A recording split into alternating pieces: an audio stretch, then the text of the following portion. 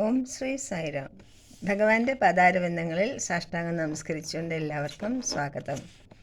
രാമകഥ രസവാഹിനി അധ്യായം 28, പാർട്ട് 28. രാവണവധം. രാവണൻ്റെ മകനായ നരാന്തകൻ്റെ വധം ലങ്കയിൽ ഭീതി പരത്തി. യുദ്ധത്തിൻ്റെ കെടുതികൾ ഇത്ര തീക്ഷ്ണമായിരിക്കുമെന്ന് രാവണന് ഊഹിക്കുവാൻ പോലും കഴിഞ്ഞിരുന്നില്ല. ജ്ഞാനികളുടെ ഉപദേശങ്ങളൊന്നും അഹങ്കാരിയായ അയാൾ ചെവിക്കൊണ്ടില്ല. നരാന്തകൻ്റെ പത്നിയുടെ വിലാപം രാവണൻ്റെ പ്രതികാരവാഞ്ചയെ വർദ്ധിപ്പിക്കുകയും അമർഷത്തെ ആളിക്കത്തിപ്പിക്കുകയും ചെയ്തു. രാവണൻ തൻ്റെ യോദ്ധാക്കളോട് വിജയസാധ്യതയെക്കുറിച്ച് സംശയമുള്ളവർ യുദ്ധത്തിന് വരരുതെന്നും അഥവാ വന്നിട്ട് പലായനം ചെയ്യുകയാണെങ്കിൽ അവരെ താൻ തന്നെ സ്വയം കൊല്ലുമെന്നും മുന്നറിയിപ്പ് നൽകുന്നു. ഭീഷണി കൊണ്ട് ആരെയും വശത്താക്കുവാൻ കഴിയില്ലെന്ന് ആ മൂഢന് മനസ്സിലായില്ല.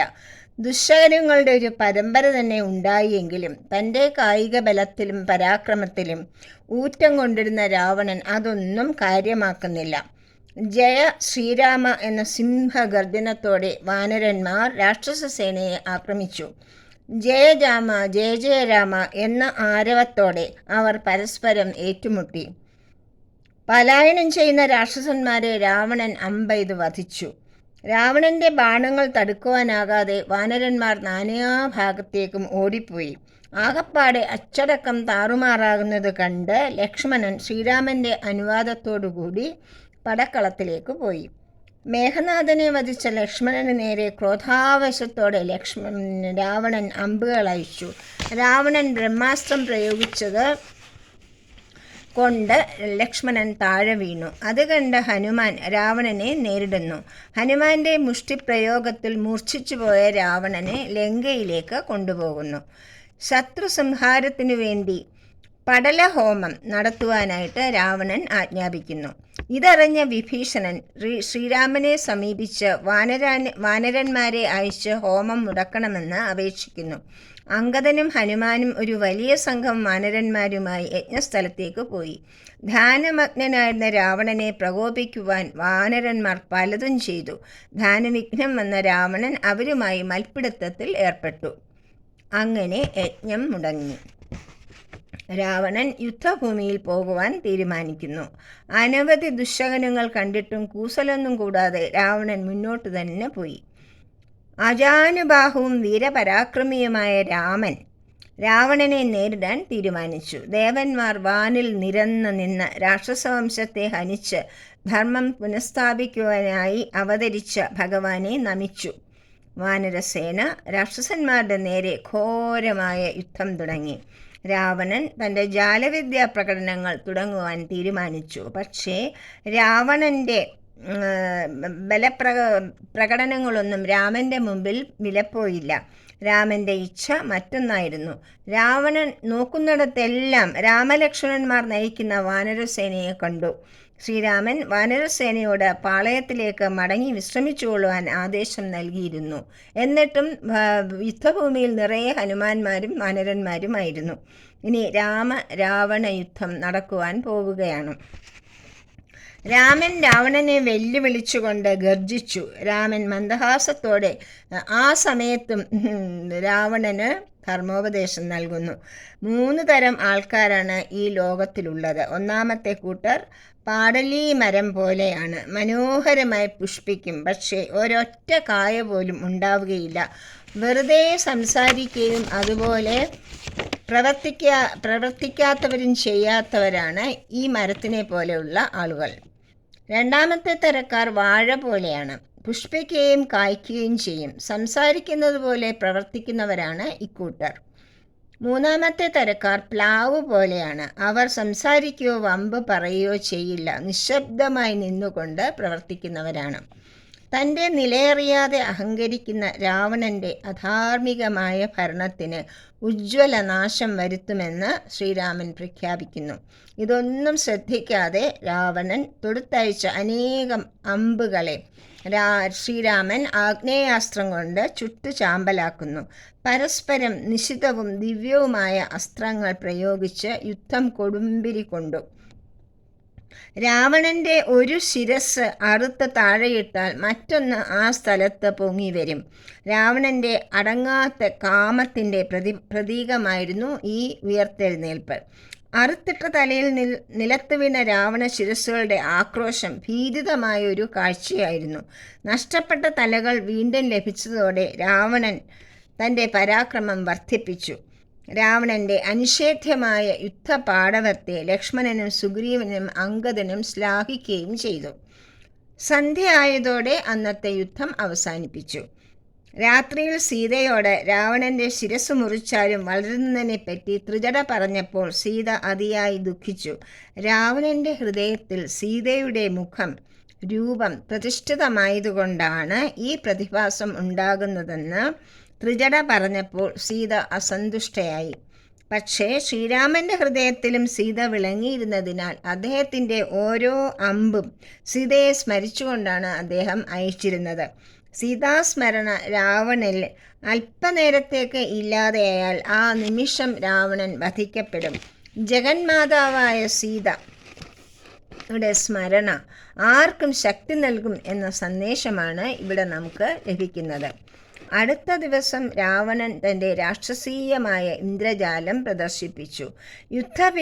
ഭൂമിയിൽ ഭീകര ജന്തുക്കൾ, പ്രേതങ്ങൾ തുടങ്ങിയവ പ്രത്യക്ഷപ്പെട്ടു. അനേകം ഹനുമാന്മാർ രാമനെ ആക്രമിക്കുന്നതായിട്ട് കാണപ്പെട്ടു.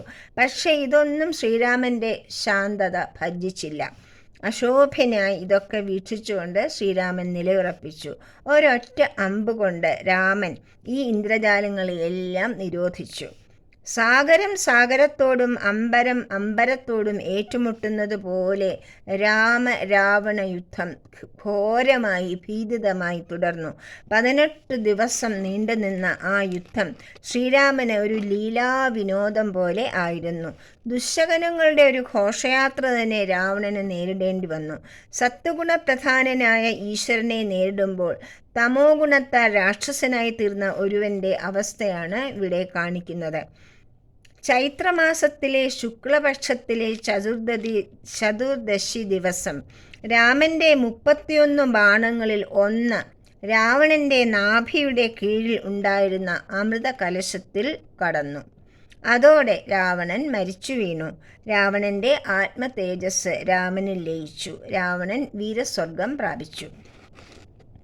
വിവരമറിഞ്ഞ മണ്ഡോദരി യുദ്ധഭൂമിയിൽ വന്ന് വിലപിക്കുന്നു. ഉപദേശങ്ങളൊന്നും ശ്രദ്ധിക്കാതെ രാമനെ എതിർത്തതിനെപ്പറ്റി അവർ വിലപിക്കുന്നു. എന്ന് വരികിലും രാമൻ്റെ കരങ്ങളാൽ മൃതനായതുകൊണ്ട് അദ്ദേഹത്തിന് രാമനിൽ തന്നെ വിലയം പ്രാപിക്കുവാൻ സാധിച്ചല്ലോ എന്ന് ആ സ്വാതി സമാധാനിക്കുന്നു. രാവണൻ്റെ മൃതശരീരം രാജോചിതമായ രീതിയിൽ ശാസ്ത്രവിധി പ്രകാരം സംസ്കരിക്കണമെന്ന് ശ്രീരാമൻ വിഭീഷണനോട് ആവശ്യപ്പെട്ടു. അതിനുശേഷം ലക്ഷ്മണനും വാനരപ്രമുഖന്മാരും ലങ്കയിലേക്ക് പോയി വിഭീഷണൻ്റെ അഭിഷേകം, ലങ്കാ ചക്രവർത്തിയായിട്ടുള്ള അഭിഷേകം നടത്തണമെന്നും ശ്രീരാമൻ ആദേശം നൽകുന്നു. ശ്രീരാമൻ ഒരു സ്ഥലത്തും പ്രവേശിക്കുകയില്ലല്ലോ, അതുകൊണ്ട് അദ്ദേഹം പോവില്ല. ലക്ഷ്മണനും മറ്റുള്ളവരും പോയിട്ട് വേണം ആ കർമ്മം നിർവഹിക്കുവാനെന്ന് അദ്ദേഹം ആദേശം നൽകുന്നു. അടുത്ത ദിവസം 14 ദിവസത്തെ വനവാസം അവസാനിക്കുന്നതിനാൽ എല്ലാ കാര്യങ്ങളും പെട്ടെന്ന് തന്നെ ചെയ്യണമെന്ന് അദ്ദേഹം ഉപദേശിച്ചു. താൻ രാമൻ്റെ പ്രതിനിധി എന്ന നിലയിൽ ലങ്കാരാജ്യം ഭരിക്കുമെന്നും താൻ രാമപാദങ്ങളിൽ സർവസ്വം സമർപ്പിച്ചിരിക്കുകയാണെന്നും വിഭീഷണൻ പറഞ്ഞു. ശ്രീരാമൻ ഹനുമാനോട് വിവരങ്ങളെല്ലാം പറയുന്നതിനും സീതാദേവിയുടെ സ്ഥിതിയെപ്പറ്റി അറിയുന്നതിനും വേണ്ടിയിട്ട് ആദേശം നൽകി. ഹനുമാൻ സീതാദേവിയെ അശോകവനിയിലെത്തി എല്ലാ വിവരങ്ങളും അറിയിക്കുകയും രാമലക്ഷ്മണന്മാർ സുഖമായിരിക്കുന്നു എന്ന് പറയുകയും ചെയ്തു. അപ്പോൾ സീതാദേവി ആനന്ദബാഷ്പം തൂകി. ഹനുമാന് എന്ത് സമ്മാനമാണ് ഇന്നത്തെ ദിവസം, ഈ മംഗളകരമായ വാർത്ത അറിയിച്ച ദിവസം നൽകേണ്ടതെന്ന് ഹനുമാനോട് സീതാദേവി ചോദിക്കുന്നു. ഒരു ചൊവ്വാഴ്ച ദിവസമാണ് വീണ്ടും ഹനുമാൻ സീതാദേവിയോട് ചെന്ന് കണ്ട് ഈ വാർത്ത പറയുന്നത്. അതുകൊണ്ട് തന്നെ ഹനുമാൻ പറഞ്ഞു, ദേവിയുടെ സന്തോഷം തന്നെയാണ് തൻ്റെ സമ്മാനമെന്ന് ആ ഉത്തമ ഭക്തനും ദാസനുമായ ഹനുമാൻ ഉത്തരം നൽകുന്നു. ഈ ശുഭവാർത്ത തന്നെ അറിയിച്ചതുകൊണ്ട് ഈ ദിനത്തിന് മംഗളദിനം എന്ന് പേര് നൽകും. ചൊവ്വാഴ്ച അഥവാ മംഗളവാരം ഹനുമാന്റെ പൂജയ്ക്ക് ഉത്തമമായിരിക്കുമെന്നും ദേവി അനുഗ്രഹിക്കുന്നു. തനിക്ക് ശ്രീരാമദർശനത്തിനും സാമീപ്യത്തിനുമുള്ള അവസരം ഉണ്ടാക്കിത്തരണമെന്ന് ദേവി ഹനുമാനോട് അപേക്ഷിക്കുന്നു. ശ്രീരാമൻ അംഗദനെയും വിഭീഷണനെയും മറ്റുള്ളവരെയും സീതാദേവിയെ ആദരവോടെ തൻ്റെ സമീപത്തേക്ക് കൊണ്ടുവരുവാനായി നിർദ്ദേശിക്കുന്നു.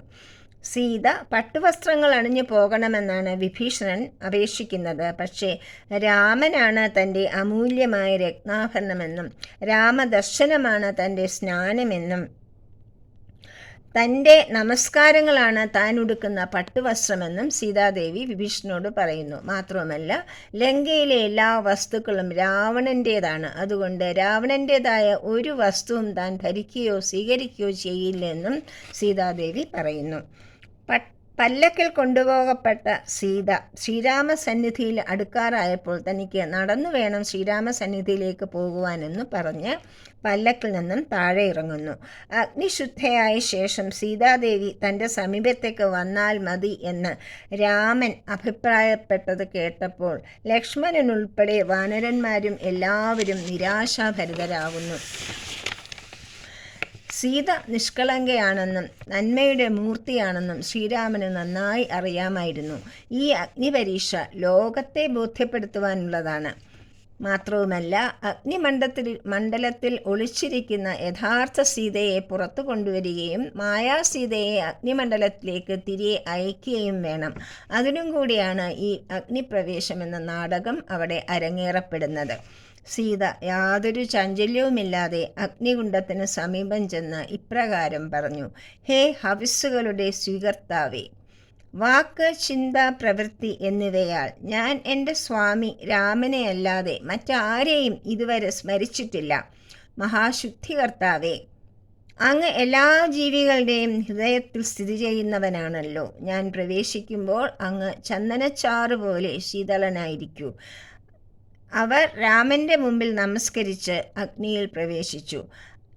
അഗ്നിദേവൻ ഒരു ബ്രാഹ്മണന്റെ രൂപത്തിൽ പ്രത്യക്ഷപ്പെട്ട് യഥാർത്ഥ സീതയെ ശ്രീരാമന് സമർപ്പിച്ചു.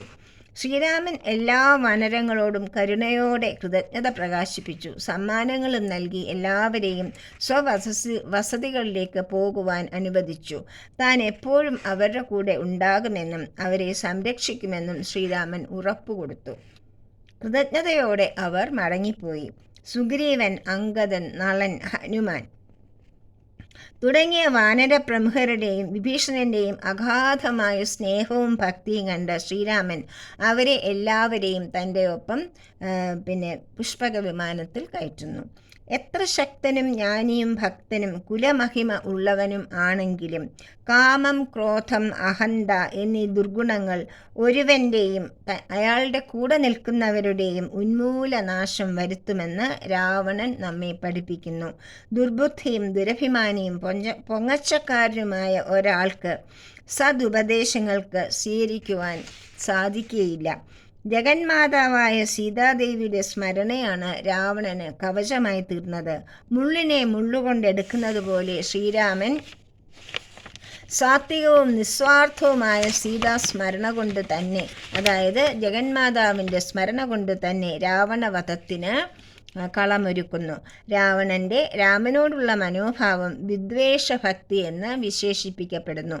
ഭഗവാനെ എതിർത്തുകൊണ്ട് ഭഗവത്കരങ്ങളാൽ വധിക്കപ്പെട്ട് രാവണൻ വീരസ്വർഗം പ്രാപിക്കുകയും ശ്രീരാമനിൽ തന്നെ ലയിച്ചു ചേരുകയും ചെയ്യുന്നു. പക്ഷേ ജീവിച്ചിരിക്കുമ്പോൾ വിദ്വേഷഭക്തി ഒരുവനെ നിരന്തരം ഭഗവാന് വിരുദ്ധമായ കാര്യങ്ങൾ ചെയ്യുവാൻ പ്രേരണ നൽകുന്നതിനാൽ അത് ശുദ്ധമായതോ ശ്രേഷ്ഠമായതോ ആയ ഭക്തി അല്ല. ഭഗവാൻ നിർഗുണനായതിനാൽ എല്ലാവിധത്തിലുള്ള ഭക്തിയും അംഗീകരിച്ച് അനുഗ്രഹിക്കുന്നു. പക്ഷേ സ്വാത്വിക ഭക്തിയാണ് നാം പരിശീലിക്കേണ്ടതെന്ന് രാവണൻ്റെ ജീവിതം നമ്മെ പഠിപ്പിക്കുന്നു. ജയ ശ്രീരാം, ജയ സായിരാം.